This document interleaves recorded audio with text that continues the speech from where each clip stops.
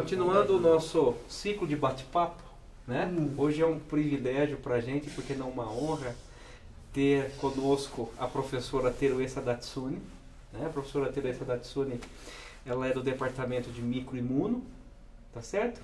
E professora, eu tenho comentado aqui no início do nosso bate-papo que talvez eu cometesse alguma injustiça tentando introduzir o processo formativo, o processo de transformação que a senhora exerceu na universidade. Então eu gostaria de convidá-la a dizer para a gente como foi o período formativo, o período de graduação, pós-graduação, tentando lembrar de alguns detalhes desse tempo. Conta um pouquinho para a gente. Tá. Eu me formei em Ciências Biológicas pela Faculdade de Filosofia, Ciências e Letras da USP. E, bom, eu nem vou falar que quando eu entrei o curso era História Natural, porque daí era um curso muito velho, mas que foi transformado em Ciências Biológicas. Eu tive aula da Maria Antônia e depois fui para a cidade universitária. Então, certo. O nosso curso foi um dos pioneiros lá da cidade universitária. Eu estudei à noite, foi o curso noturno, e durante o dia eu trabalhava como técnica no Instituto Adolfo Lutz. Poxa vida, que história bacana. Então eu fiquei lá 5 anos por aí, e lá no Adolfo Lutz, eu já formada, mas também trabalhando como técnica, né? Porque o concurso já era difícil naquela época, imagine agora, né? E daí foi um professor aqui da veterinária, o professor Aristides Cunha Rude, que ele já era docente aqui na época FCMBB. E ele foi fazer um estágio, porque eu trabalhava com leptospira.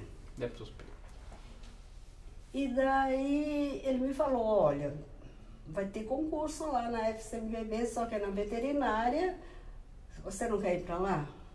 E na realidade assim é em que eu vim parar aqui, em Botucatu. Então a senhora chega em Botucatu, não tinha ainda feito pós-graduação? Nem tinha. Nem tinha pós-graduação? Nem tinha pós-graduação.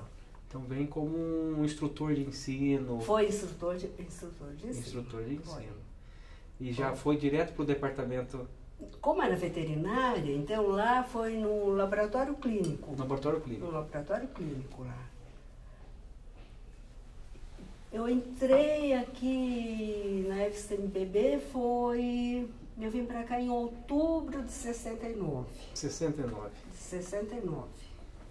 Fiquei na veterinária de outubro de 69 até final de 70. Porque no ano de 70 que surgiu o Conselho Regional de Medicina Veterinária. E eu, como bióloga, então, o supervisor da veterinária, que era o professor Homero Moraes Barros, então ele achou que talvez eu pudesse ter algum problema, tá? Porque deveria ser veterinário só, reserva de mercado, e por precaução ele sugeriu que eu me transferisse para o departamento de patologia na época. Ah, tá joia. Então, na realidade, ele pediu a minha transferência, né? Aí eu fui parar então, na disciplina, não era departamento, na disciplina de microbiologia. Quais disciplinas, professora? O departamento de patologia? O departamento de patologia era patologia, microbiologia, imunologia e parasitologia. E era um departamento de patologia para todos os cursos que eram ministrados aqui na... Menos para agronomia. Menos para agronomia. Menos para agronomia. Inclusive, no começo, a nossa disciplina de microbiologia, na mesma sala de aula, a gente tinha, assim, alunos da medicina, da biologia e da veterinária. Eram então, aulas dessa questão um pouco mais, que atendia todos os cursos, reunia todos os alunos. Todos os alunos. Ou seja, era diferente da maneira como é feito hoje. Muito diferente, muito diferente. E como a senhora vê essa questão dessa transformação, professora? Ai, sei lá se a gente é um pouco saudosista, né? Então, eu acho que foi uma época muito boa e daí mesmo os alunos de todos os cursos conviviam, sabe? A integração talvez fosse... As repúblicas eram assim, repúblicas que tinham aluno da agronomia, veterinária, biologia, né? Ótimo. Agora, depois da Unesp com o crescimento, eu acho que foi natural, sabe, essa transformação. Professor, então a gente fala de uma menina, talvez, que fez o curso de biologia na USP, que já trabalhava como técnica no Adolfo Lutz, e que trouxe, inclusive, essa experiência somada desses dois momentos em São Paulo, trouxe essa experiência para o interior do estado, em Botucatu, né? Para que então pudesse iniciar essa tarefa técnica na medicina veterinária. E aí então nós estamos falando de uma transição até para uma questão burocrática. Da chegada até o departamento de patologia. O departamento de patologia, como a senhora disse para a gente, ele abrigava algumas disciplinas, né? E tinha aquela, talvez a logística acadêmica naquele momento. A senhora lembra de alguns professores daquela época que veio, inclusive junto à senhora, compor o departamento de microimuno posteriormente? Nossa, olha, o ano que eu fui contratada foram 80 docentes. 80 docentes. 80 docentes. Então, no nosso departamento, eu falei da professora Regina. Sim. Que nós entramos no mesmo dia. A professora Norma, a professora Cláudia. Foram essas, assim, do nosso departamento. A parasitologia, também alguns professores, não me lembro se o Sogaiari foi no mesmo ano. Mas como foram 80 docentes, né, para a FCMBB, então... Professora, eu queria já deixar claro que toda essa história para a gente é uma satisfação muito grande, porque a gente, de certa forma, consegue desenhar da onde vem a história que nós encontramos hoje no Instituto. Ou seja, formado por pessoas que agarraram a ideia, agarraram talvez um sonho de transformar isso tudo numa estrutura que nós temos hoje, inclusive. Ou seja, saber de todos esses, talvez não detalhes, mas que fique um bate-papo entre nós, para que possamos passar, inclusive para quem está nos assistindo, que nós temos uma história bonita a ser contada. Ou seja, muito trabalho foi feito. Né? Seja ele na questão acadêmica, da docência, que eu queria que a senhora falasse um pouquinho, em relação, sobretudo, qual foi, professora, a contribuição com, por exemplo, o curso de biologia, né? Aqui da FCMBB, que depois veio se tornar a Unesp, né? O que a senhora poderia falar dessa questão da biologia em si? Ai, meu Deus, que coisa difícil, viu? Vocês deviam já ter me preparado para eu pensar, né, da biologia em si. De algum outro curso que a senhora lembra, algum fato que chamou bastante atenção à época? Não, assim, olha, só queria falar que eu fui a primeira coordenadora do conselho de curso. Poxa vida! Sensacional! E como que era fazer a coordenação do curso naquela época? Olha, o diretor era o professor Cecílio Linder, aqui da Fisiologia, e ele também era uma pessoa muito interessada em ensino. Não sei, eu não tive maiores problemas, sabe? Não sei o que destacar. Eu sempre gostei de dar aula, né? Certo. Então, assim... Ou seja, a missão de docência, ela não me pergunto muito de pesquisa não, mas de docência assim. E tanto é que eu fui paraninfa de 2 turmas da biologia, eu fui homenageada assim de turma de medicina também. Ou seja, fazia parte dos pilares da universidade. A docência transforma.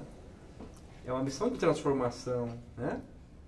E em relação à pós-graduação, assim, qual foi a participação da senhora? Então, na pós-graduação,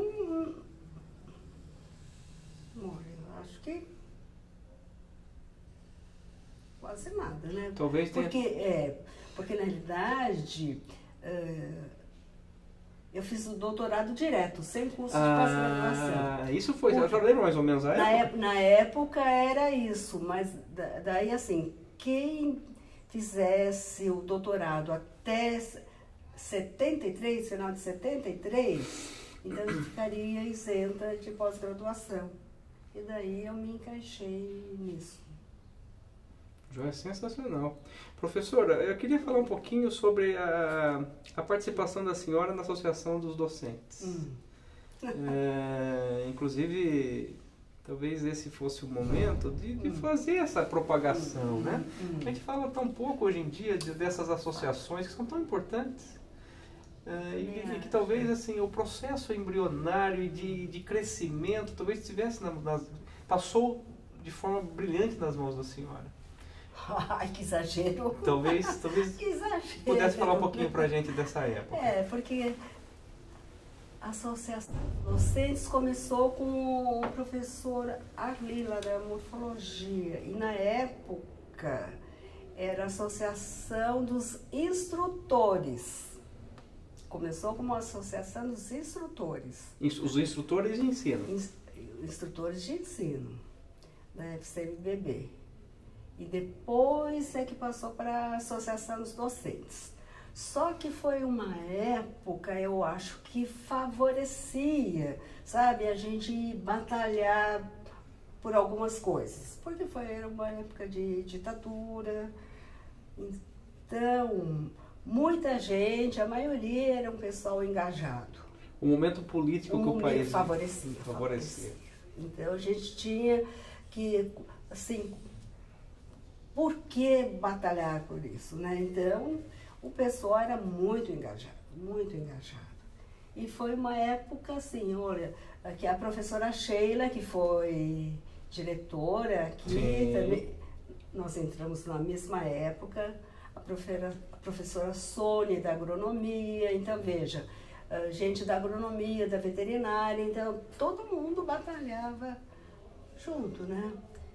E mesmo no começo da Associação dos Docentes, eu já participava. Primeiro eu participei como do departamento social.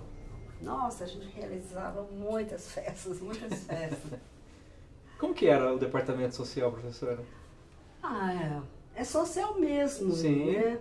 Então, as festas de junina, de final de ano, mas nós é que preparávamos tudo, mão de obra também. Organizava a chegada dos alunos? Não, era dos docentes. Só dos docentes. Só dos docentes. Não tinha essa... Eram coisas independentes. Independentes. Eram juntas as greves, isso sim. E muitas Professora, greves. A gente fala de um período da história do Brasil, onde essas associações, de fato, elas tinham um cunho muito importante com o processo de mudança, não é? Sim, e que foi um período, inclusive, com todos esses, talvez, esses pontos contrários, né? Que fosse, inclusive, talvez fosse, inclusive, essa questão política do país. Muito se alcançou, muito se conquistou naquela época na universidade, né? E eu tive a oportunidade de falar pouco com outros professores, que eles relataram que nessa época, inclusive, o processo de transformação, ele inclusive norteou operações importantíssimas, como o caso da Operação Andarilho. Eu não participei disso, né? Porque como eu cheguei aqui em 69, né? Então, mas por isso que eu falei da professora Regina, que vocês deviam entrevistá-la, porque ela participou ativamente, né? Desse processo. Desse processo. Posso falar ainda da Associação dos Docentes? Claro, por favor, professora. O Departamento de Cultura, eu ajudava muito. E foi também uns momentos maravilhosos, que foi o circuito universitário.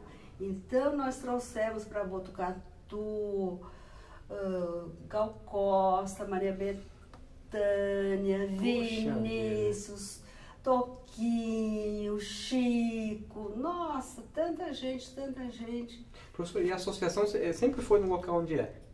Ou não? O que a senhora não lembra disso? Deixa-me ver se era lá, mas era pequenininho. Sim. E daí, eu não me lembro em que ano, o professor Arthur Roquete de Macedo, que quando ele foi presidente da AD, ele falou, vamos comprar o terreno ao lado, não sei o quê. Então, graças ao professor Arthur, que a gente tem todo aquele terreno imenso lá. Mas era bem menor. Mas não, será que foi no começo, foi aqui dentro? Eu não me lembro. Mas essas atividades culturais, elas eram... Fantásticas, fantásticas. E eram frequentes? Frequentes. E, professor, eu acredito que isso tenha, inclusive, trazido uma certa união entre os docentes. Nossa, nossa. E quando a gente fala em professor universitário, sobretudo numa universidade pública, a gente fala muito de vaidades, a gente fala muito de um processo... Olha, a aula foi melhor, a aula do professor é melhor que a do outro, ou seja, isso tem que ser desconstruído, talvez, não é? Nossa, e que talvez esses eventos trouxessem essa união, né? Ah, mas trazia os eventos, mas eu acho que tudo foi propício, viu, para a união da gente. Mesmo a estrutura da faculdade, o fato de ser uma faculdade com os setores, né, biológico, o setor médico, da agronomia, sabe? Então, tudo isso favoreceu, porque o diretor era um só, né, FCMBB. Perfeito. A formatura eram de todos juntos, era um orador, então precisava ter muita união, então não tinha nada de vaidade, né? Claro. Professor, e aí como foi esse processo de transição? Isso já em meados dos anos 70? 70. 76, para ser mais exato. 76, foi 76. Com a questão da mudança de FCMBB para a Unesp. Olha, na época, não sei, pra gente foi muito triste, sabe? Olha só. Apesar que a gente reconhecia que acho que seria um processo natural mesmo devido ao crescimento da faculdade, né? Houve mudanças, professora, na estrutura departamental, na estrutura como estava organizado a FCMBB nesse processo de transição? Teve. Que a senhora Porque para formar os departamentos, veja, então o departamento de patologia, né, então se separou, né, e daí surgiu o departamento de patologia, de microimuno e de parasito. Então não posso dizer, essa desmontagem no departamento de patologia ocorreu aí, nesse processo de transição com o Unesp. Mas na época, eu me lembro que nós fomos até a reitoria, o reitor era o Luiz Ferreira Martins, acho que foi. A gente tentou instituir Instituto de Patologia para a gente se manter unido, mas foi negado. E doutor Montenegro, que foi, então, pessoas de peso, né? Doutor Montenegro, doutor Fernando da Parasito, mas foi negado. A gente tentou se manter unido. Fazer esse departamento, na verdade não seria mais departamento, seria o Instituto de Patologia. Então. Seria o Instituto de Patologia. Certo. E aí os professores que eram, que na verdade compunham o núcleo do departamento de patologia, então, ele foi dividido em outros departamentos. Outros departamentos. Que deram origem ao departamento de microimuno, parasitologia. É isso? Foi isso. Professor, e como que era essa participação nos colegiados da instituição? Como era a participação dos departamentos, junto à congregação, junto a essas esferas administrativas? Já como Unesp? Isso, como Unesp, nesse processo de transição. Como que era o processo, por exemplo, de eleição de chefe de departamento? Tudo isso é interessante para que possamos ter uma ideia. A senhora chegou a compor a chefia de departamento? Eu fui chefe de departamento também. Mas o nosso departamento era muito tranquilo, né? Porque não tinha disputa, né? Sim. Até hoje não tem disputa. Então, assim, uma vez é alguém da micro e o vice da imuno. Depois ia invertendo, né? Professora, talvez fosse, não sei se é surpresa isso para a senhora, mas eu conversei com algumas pessoas próximos ao departamento que falam com a senhora com bastante carinho, né? Inclusive em todas as esferas, seja ela da esfera docente ou desde a pessoa que faz a limpeza do departamento até os docentes, né? Se é que eu posso dividir aí. Eu, na verdade, desconstruo isso. Acredito que somos todos seres humanos e que estamos incluídos, inclusive, na mesma esfera, vamos imaginar assim. Me disseram assim, olha, quando faz um bolinho sempre me chama, quando traz um bolinho de aniversário, quando... Veja, por isso eu era do departamento social, né? E sensacional, né? Ou seja, essa integração talvez tivesse trazido... É lógico que isso a gente não cria, não é, professora? A gente não monta. Isso faz parte da gente, né? E as pessoas falam da senhora com bastante carinho, né? E ter essa questão emotiva como um ingrediente que compõe essa história toda, é de fato que, olha, vale-se muito a pena isso aqui, não é? E como que é dar aula, professora? Agora eu não dou mais aula, sim, né? Não sim. dou mais aula, mas naquele tempo, como assim, é uma missão talvez? Não sei, mas é uma missão prazerosa, Prazerosa. né? Eu sempre gostei de dar aula, né? Veja, eu já estou aposentada, nem vou falar quanto tempo, né? Mas há muito tempo e nunca saí. Aliás, eu fiquei mais ou menos 1 ano e meio afastada devido à doença do meu irmão. Mas sempre, e ainda continuo vindo de manhã e à tarde, porque acho ótimo estar com jovens. Então, mesmo aposentada, tem essa atividade na universidade? Tem, eu continuo. Interagindo com os professores, interagindo com os alunos? Sim, mas como aposentada, lógico, não participo de reuniões. Sim, até bom, né? Porque um compromisso a menos. Um compromisso a menos, né? Então... Joia. E a senhora é natural de qual cidade, professora? São Paulo. São Paulo mesmo? Nasci em São Paulo. E aí mudou para Botucatu. Botucatu. Como que foi esse processo, professora? Eu estou aproveitando o momento aqui para saber bastante. Não, realmente, eu nasci em São Paulo, cresci em São Paulo, estudei em São Paulo e de repente apareci aqui em Botucatu. E a primeira vez que eu vim, porque vou trazer a papelada, o ponto final, não o ponto final, mas não era final porque o ônibus ia até São Manuel, era na Mando de Barros, no Bosque.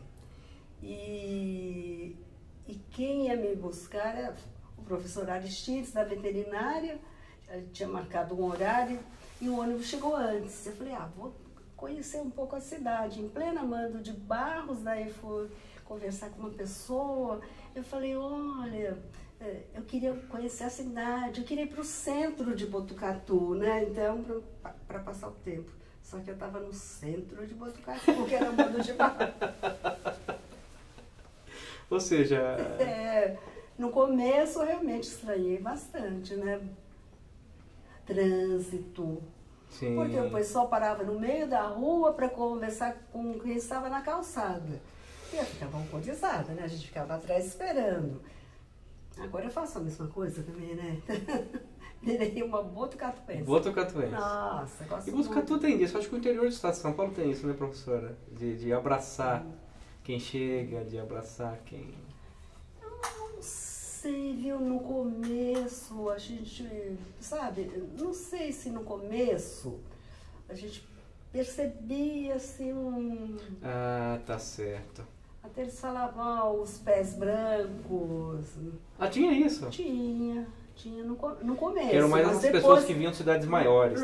Não só as cidades maiores, mas eles vinham, muita gente solteira, bom, eu continuo solteira até hoje, mas, né? Então acho que a gente também se segregava. Não dá para ficar criticando a cidade, a população, né? Acho que a gente também ficava um pouco segregado. Mas aí o pessoal se estabelecendo aqui, formando família aqui, então houve um entrosamento natural, né? Natural. E essa questão dessa interface com os alunos, professor, tem uma questão assim, né? Naquela época, eu posso dizer que aquela época parece tão longe, mas na verdade está logo ali, né? Como que eram os alunos que chegavam na universidade? Muitos deles eram natural, muitos desses alunos eles foram natural de Botucatu ou não? Não. E acho que até hoje não é bem assim. A grande maioria de fora, E na época, assim, eram poucos alunos que tinham carro. E no começo a gente dava aula de sábado. Agora tem aula de sábado quem é do curso noturno. Sim. Mas na época não, no começo, não me lembro até quando que foi. Mas a microbiologia a gente dava aula de sábado. As turmas eram menores, ou não? Não eram menores. Não eram menores. Não eram menores, não. Sim. Mas a gente dava aula de sábado. Então, os alunos também permaneceram muito em Botucatu. Entendi. Ou seja... Então, por duas situações. Tanto pela aula de sábado, mas também foram... eu não me lembro exatamente, 70 e pouquinho, no começo de 70. E aí depois acabaram as aulas de sábado.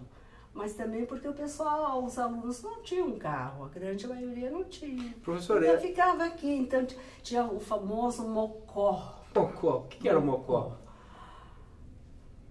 Será que era uma balada da época? Uma balada. Mas todos participavam, os docentes participavam também, era de quinta e sábado. Então, semanal. Semanal. Poxa vida. Então, os saudosistas, né, falaram assim, o mocó, que era na cidade. Professor, quando a gente fala em aula, né, a gente fala em docência, hoje eu imagino a central de aulas, né? As aulas naquele tempo, onde elas eram ministradas? Onde eram essas salas de aula? Todas no prédio central, né, atual Faculdade de Medicina. Ficava tudo concentrado ali. Tudo concentrado. Então o processo de construção das nossas centrais foi durante esse percurso. Então, inclusive aulas de agronomia. Tá certo. Eram lá. A agronomia veio quando nesse cenário? Assim, a senhora lembra de algum evento, de algum... Não, porque a agronomia, acho que surgiu, foi em 65 que acho que veio para cá, né? Agora, em que ano que eles foram para o Lajeado, não me lembro. Porque é difícil a gente falar de história do IB sem trazer esses pontos importantes, porque nós tínhamos aqui talvez uma união entre todos os institutos, entre todos os cursos. Hoje eu tenho muitos amigos da agronomia, da veterinária, da medicina. Tem algum outro ponto que a senhora gostaria de comentar com a gente, professora? Assim, de chamar a atenção, o que marcou esse processo, esse caminho todo?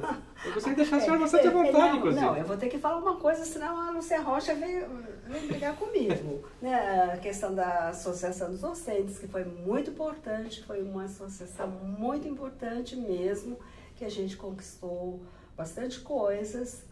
E daí, realmente, teve uma época já que estava difícil, assim, eleição de diretoria, porque no começo até tinha disputa, mas depois a gente pedia, pelo amor de Deus, para alguém assumir. E teve uma época que não aparecia nenhuma chapa. E daí, não sei porquê, eu estava sozinha, virei sozinha, tinha só o presidente, era eu só. E como foi?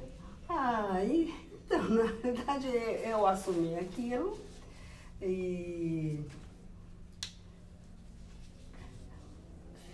a reforma, mas quem me ajudou bastante foi a professora Maria Helena da Botânica, né? Professora Maria Helena. Maria Helena, então a gente deu uma boa melhorada.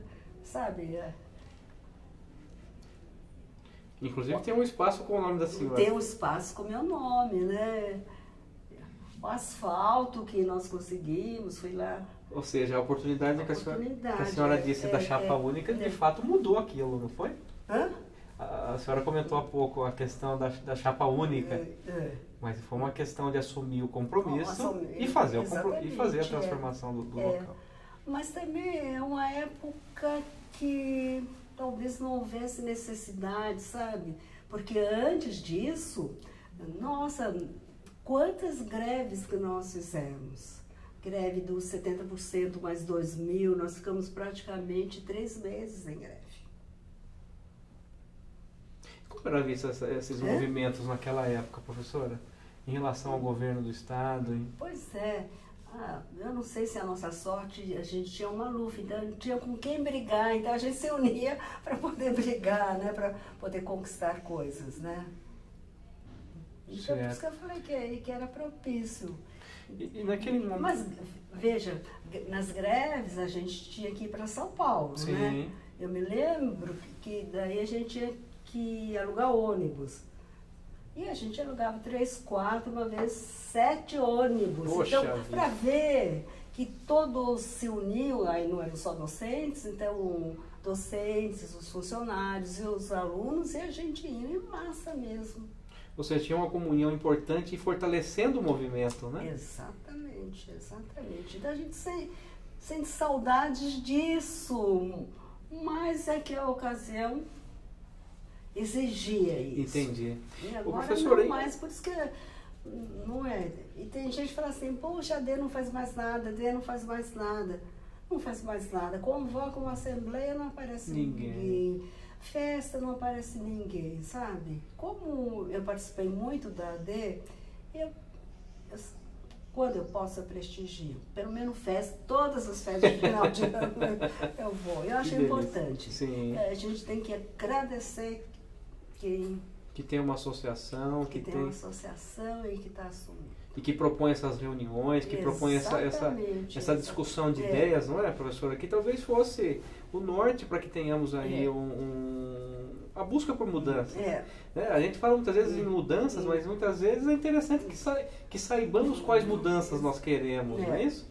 E é importante, naquele tempo, com essas mudanças todas, aí participando de uma associação tão importante, que na verdade propunha naquele momento essas transformações importantes, inclusive salariais, não é? Pois é, não é greve por questão salarial, o pessoal não aparece. Exatamente, então, mas eu digo assim, professora, naquele momento, acredito que tenha sido também um problema das outras universidades públicas, né? Aí da Unicamp, da USP. Sim, sim. Como era essa conversa entre as associações de docentes? Tinha essa conversa entre as associações? Tinha as reuniões, né? E essas caravanas, inclusive? Nossa. Tinha essa unidade? Tinha. Dessas reuniões das associações é que se organizava essas incursões? E tinha da Unesp. E na época... Nossa, Botucatu sempre saía na frente, comandava, não sei o que, agora a gente vai mais ou menos a reboque.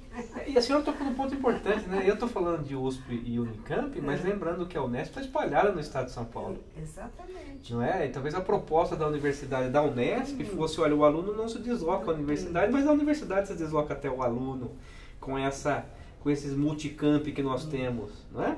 Como que era, professora, a organização dessas incursões, não é? Desses movimentos até São Paulo? Então, nossa, mas não era até São Paulo, não. Até outro dia, eu estava me lembrando, a gente ia para outros campi, né? Então, nossa, para Rio Claro, Araraquara. Fazer essas reuniões. Para fazer as reuniões. Ou seja, essas reuniões elas eram itinerantes. Itinerantes, nossa. Fazia-se em Botucatu, mas também... Professora, a gente fala de sucesso desses movimentos, não é? Eu vejo com bastante carinho que a senhora aborda. Mas acho que todos que vivenciaram. E tocar nesse ponto, professora. O apelo para o docente, ele realmente chegava e o docente ele abraçava a causa. Isso eram poucos que não tinham esse compromisso, eu acredito. Sim. E talvez por isso tenha sido o segredo do sucesso dessas. E depois, na época que nós viemos também, a gente ajudou a construir a instituição. Então, eu acho que o sentimento é um pouco diferente, né? Ou seja, a gente está batendo papo hoje de um processo de construção. De construção. Então, são movimentos que nos trouxeram aqui, hoje, né, em 2018, para ter essa oportunidade dessa conversa, desse bate-papo. Então, eu acho que a gente fala com muito entusiasmo, porque a gente vivenciou. Agora, quem vai ouvir e que não vivenciou, não sei até que ponto que vai ficar entusiasmado, vai falar, que chatice, de novo ouvir esse papo de Operação Andarilho, eu acredito que de não. Operação Denúncia, será que não? Porque isso não se fala mais, não é? Isso não se discute mais. A impressão que nós temos que a universidade é a construção acadêmica, é lógico que parte da questão estrutural, né, do processo de formação ou realização de sonhos, né? Nós que chegamos na universidade hoje, eu me coloco nessa classe, né? Nós chegamos com uma estrutura montada e nosso entusiasmo é de fazer mudança assim, que eu acredito que a gente tenha que exercer o papel de transformação. Eu tenho falado isso já nos nossos bate-papos, né? Mas hoje a transformação muitas vezes é de comprar um equipamento diferente, a construção é de comprar um reagente que possamos, quem sabe, dar um avanço nas nossas pesquisas, orientação dos alunos, etc. Mas nessas nossas conversas eu vejo assim a essência do processo, né? Com essas transformações, com essas mudanças lá no início, né? Nós pegamos a estrutura hoje nos departamentos. São estruturas que trazem consigo, ou seja, aquelas paredes têm uma história muito grande, abrigaram pessoas como a senhora, com anseios, abrigaram sonhos, e que se não fosse ali, como disse agora há pouco o professor Roberto Sogaiá, as mangas foram arregaçadas, não é? Tenha certeza da construção do alicerce disso tudo, professora, não é? E o professor Sogaiá, ele foi o primeiro, né, que se matriculou na FCMBB, é o primeiro aluno que veio. Ele não contou isso. Ele não falou exatamente isso pra gente, não. Foi. O primeiro aluno matriculado. Foi. Olha então, só. Ele vivenciou tudo aqui. Então, é uma figura importante, né, o Sogaiá. Assim como a senhora, assim como todos que aqui estão, né? Certamente, professora, que construíram isso tudo, não é? Que arregaçaram as mangas, seja num processo de organização, que não é uma tarefa simples, organizar aí a agenda de uma associação, não é? Fazer uma junção de valores e ideias, olha, partir de ideias diferentes para que tenhamos a nossa missão da associação, ou seja, quais as mudanças que nós queremos, não é? Isso não é tarefa fácil. Não é fácil e agora eu acho que é mais difícil, né? Para reunir o pessoal, né? Eu acho que é difícil, viu? Agora, a gente é muito saudosista, fala, nossa época, mas eu acho que a gente precisa tomar cuidado também, sabe? Quando fala, naquela época era bom, que era... Porque, lógico, porque tudo se transformou, então a gente também tem que ter essa visão, sabe? Então, de vez em quando tem os colegas que falam assim, na nossa época, tudo era diferente, os alunos eram diferentes, não sei o quê. A gente precisa tomar um pouco de cuidado, se policiar um pouco. Sem dúvida, claro. Policiar um pouco. Professora, nós falamos há pouco, a senhora comentou comigo, e com todos que nos assistem, que nós temos aí um processo onde a senhora mesmo aposentada ainda vem diariamente, talvez, no departamento, né?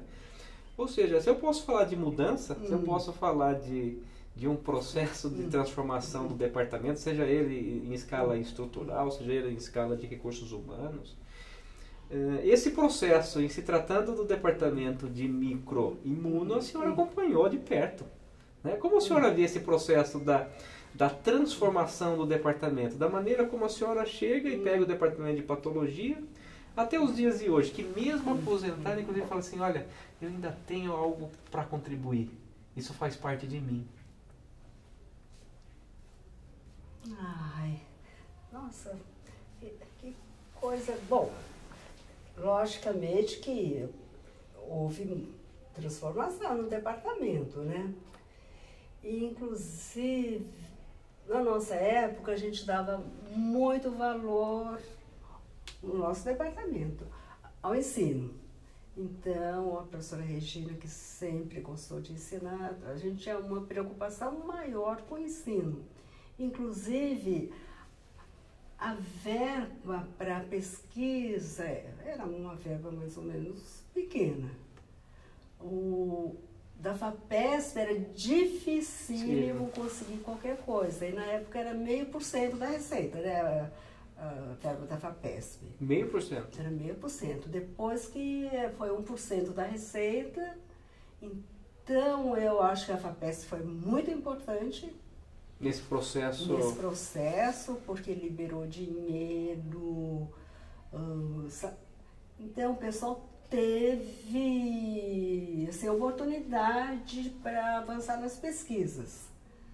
Mas não só teve a oportunidade, mas eu acho que a instância superior, não é só a Unesp não, a USP, o americano começa a exigir muito mais a pesquisa, não é? Valoriza muito mais a pesquisa do que o ensino. O próprio ensino. O próprio ensino. Isso eu acho que é um pouco lamentável, né? Então eu vi essa transformação. Sim. Essa transformação acontecendo de um momento onde o ensino era, quem sabe, o carro-chefe da universidade, por passar o bastão para a pesquisa. Para a pesquisa.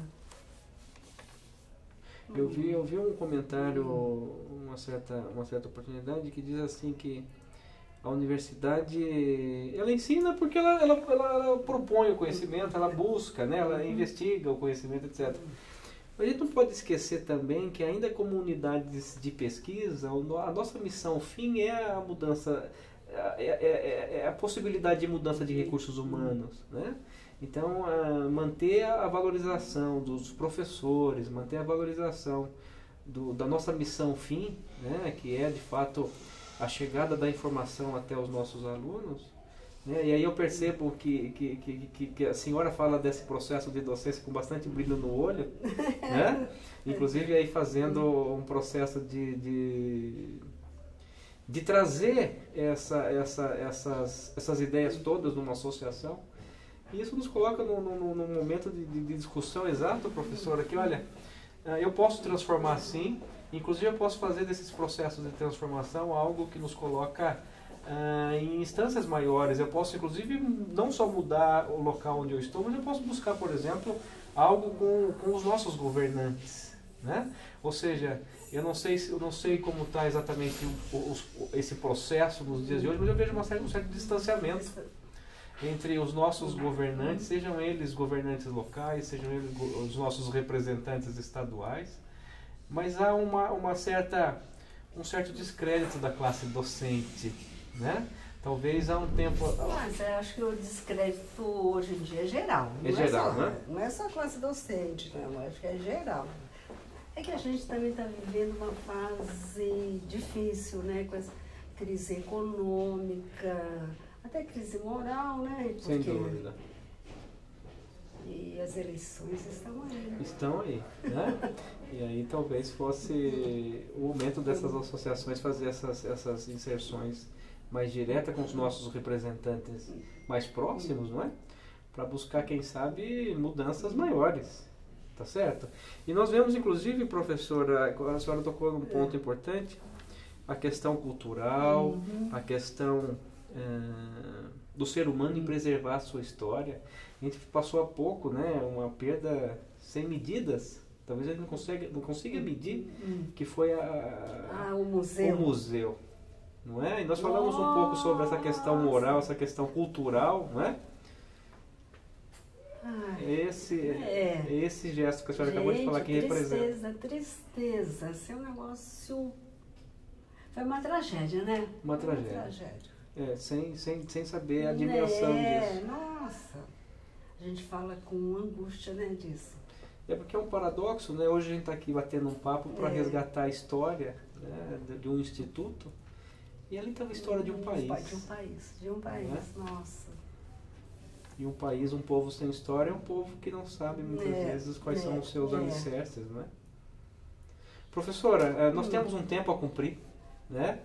O nosso tempo é um tempo curto, baseado inclusive na quantidade de coisas que a senhora tem para falar para a gente.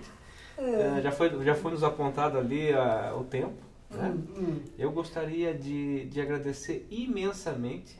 Eu falo isso em nome do professor César, que teve a oportunidade de agradecê-la há pouco, mas eu reforço o prazer particular de tê-la comigo aqui hoje, nesse bate-papo.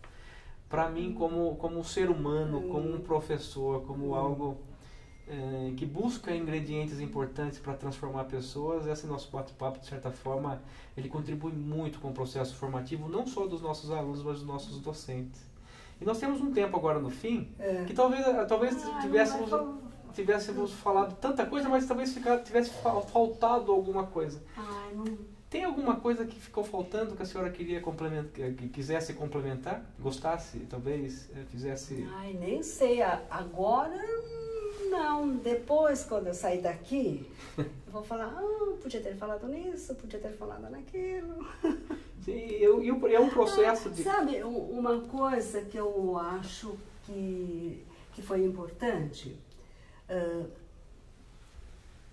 muitos docentes saíram para outros países. Eu mesma fui para o Japão e fiquei 1 ano e 7 meses. 1 ano e 7 meses no Japão? Mas muita gente saiu assim, para a Inglaterra, para os Estados Unidos, para não sei o quê. Professor, e foi com financiamento da FAPESP, alguma coisa nesse sentido, o CNPq? No meu caso, eu ganhei uma bolsa do Ministério da Cultura do Japão. Do próprio Japão? Mas tinha financiamento, sim, lógico, porque era um afastamento com remuneração, porque a gente ia retornar e trazer alguma coisa, né? Levar a bandeira nossa. Pois e agora eu percebo que não tem tanto disso. Então, esse intercâmbio foi muito importante. Então, assim, em todas as áreas, viu? Lá da medicina, da agronomia, da veterinária. Cultural, que é extremamente importante. Cultural, isso. E que a gente não... Eu não sei se como eu estou um pouco afastada, se isso está acontecendo ou não. Acontece, talvez mas não, acho da quantidade e qualidade, talvez, que vocês tinham um tempo atrás. Muito bom. Então hoje nós tivemos a oportunidade, e por que não dizer o privilégio de tê-la conosco, a professora Teruê, do Departamento de Microimuno, né? Uma professora extremamente querida que deixa aí... que deixa o seu bastão nobre da transformação de pessoas. Eu gostaria mais uma vez de agradecer, professora, essa oportunidade e espero tê-la conosco em outras ocasiões. Na realidade, eu é que tenho que agradecer, né? Não sei se eu mereço.